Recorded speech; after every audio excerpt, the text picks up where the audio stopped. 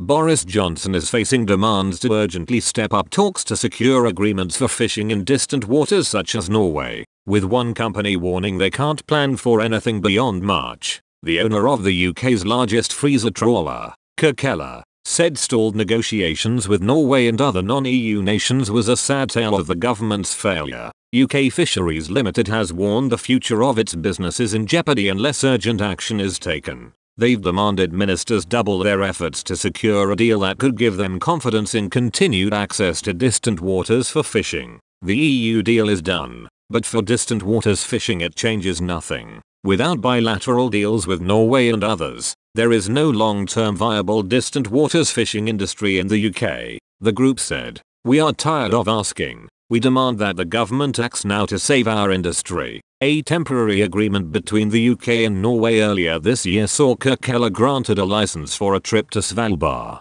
However, the trip is going to an end with no sign of a deal in sight for future voyages. Pleading with the Department for Environment, Food and Rural Affairs to agree a deal, UK Fisheries Limited said, talks are underway with Norway that we desperately hope will provide the fishing opportunities we really need. But progress is slow and we have no licenses beyond this trip. We can't plan for anything beyond March, and neither can our crews or their families. Trawler catches approximately 8% of all cod and haddock sold in UK fish and chip shops. It can freeze up to 780 tons of fish on each of its trips. We know that our coastal partners are ready to talk. The Norwegians, for example, are heavily dependent on access to British waters and British markets. There is a smart deal waiting to be struck, they added. Whatever is holding talks up, the government now needs to adopt a smart approach and quickly deliver an ambitious deal for British fishermen. UK Fisheries has tens of millions of pounds to invest in the future of distant waters fishing in the northeast,